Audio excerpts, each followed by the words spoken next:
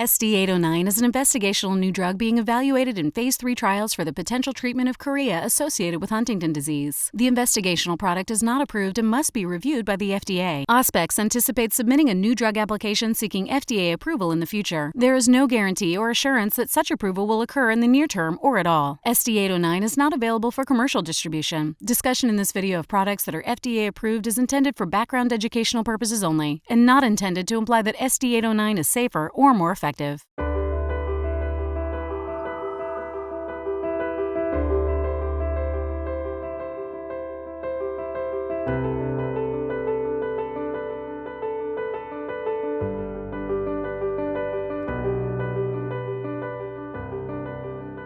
Over the 14 years that my mother lived with Huntington's disease, the only time I ever saw my mother not move was when her heart stopped.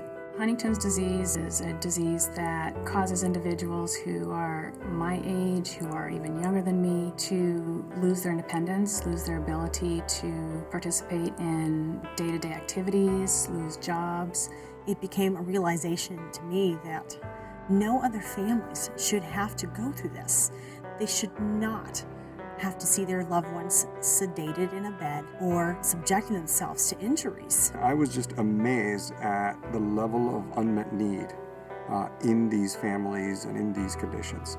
And we decided to focus the entire company on developing new therapies for these patients and their families. I was deeply involved in the approval of tetrabenazine. One of the biggest limitations that we dealt with when we took tetrabenazine to the advisory committee was overcoming the FDA's concerns about the safety of the drug, which were profound.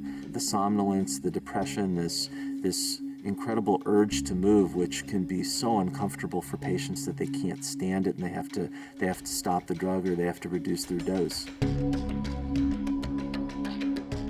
Many of these issues come from the inherent pharmacology of these drugs. Concerta is a great example. Prior to Concerta, patients with ADHD had to take multiple doses of daily medication. This caused up and down fluctuations in the blood levels of the medication and necessitated involving the school system. We developed a unique pattern of medication administration that sustained the efficacy of Concerta throughout the school day. I still remember patients and families telling me how much this product changed their lives and how thankful they were that we developed Concerta.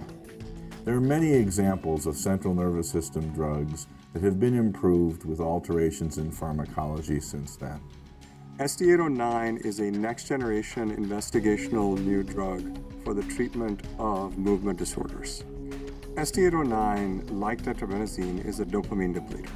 Steady dopamine depletion gives you efficacy, but if there's too much or if it's too rapid, you get side effects. By creating SD809 and making a drug with smoother blood levels, it has an effect on the drug so that it stays in an active form in the body longer.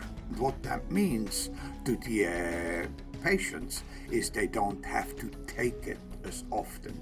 So that's an important thing. The other thing that it does that we have shown very clearly is that you can give half the dose of the modified drug and still have the same amount of active substance in a circulation. It was taking these chemical changes, making these chemical changes to drugs that have real limitations, and really changing their profile, how they're absorbed and how they're broken down by the body.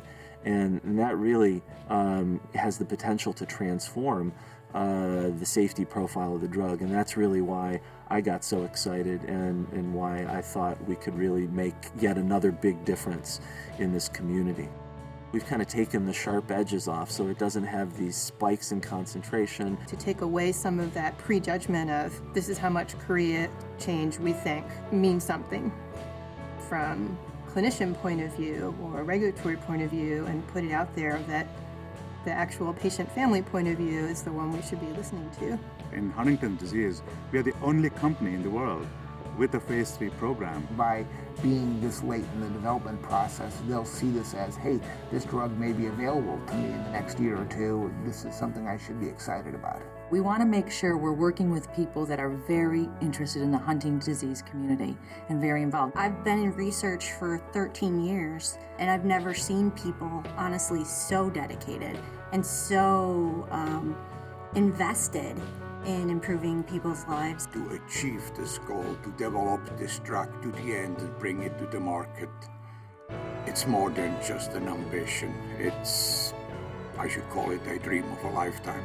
At this point, it looks like the drug that we're working on will have an impact, and we're hoping to move forward so that we can have another drug approved for Huntington's disease. This is a fatal disease, and so we need to do what we can to improve the quality of their life. Auspex has really made the effort to potentially bring a new treatment to this community, which is great. We're now a publicly listed company, and what that means is we can bring to bear resources to give back to the community and to continue to come up with better and better treatments.